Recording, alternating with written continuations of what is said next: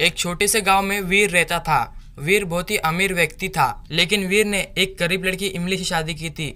वीर और इमली प्यार करते थे, इसलिए वीर ने इमली से शादी की थी। लेकिन वीर की माँ इस शादी से खुश नहीं थी। वीर की माँ बहुत ही लालची औरत थी और वीर की माँ कहती है, अरे ये क्या, आजकल का तो फैशन बन चुका है कि अमीर लोग गरीब लड़की से शादी करेंगे, और मेरी बहू तो इतनी गरीब है कि उसने दहेज में मुझे कुछ भी नहीं दिया, यहाँ तक कि वो दहेज में एक फूटी कौड़ी भी मुझे नहीं दे पाई। लोगों की बहू बहुत पैसा लेकर आती है दहेज में, पर मेरी बहू तो कुछ भी नहीं लाई, एक फूटी कौड़ी भी नहीं लाई। और वीर की माँ वीर के पास जाती है और कहती है, मेरे प्यारे बेटे वीर, ये देख, तेरी पत्नी ने मुझे मारा और खाना भी नहीं दिया, ऐसा बोलकर नाटक करती है। फिर वीर गुस्से में इमली के पास जाता है और कहता है, अरे इमली, तूने ऐसा किया, तूने मेरी माँ पे हाथ उठाया और उन्हें खाना भी नहीं दिया, निकल जा मेरे घर से, अभी के अभी मेरे घर से निकल जा। फिर इमली रोते रोते वहाँ से चली जाती है और दूसरे ही दिन वीर की माँ वीर की दूसरी शादी करा देती है। वीर की माँ बहुत ही खुश होती है क्योंकि उसे दहेज में बहुत सारे पैसे मिले थे। ऐसे ही धीरे धीरे टाइम बीतता है और नई बहू कहती है,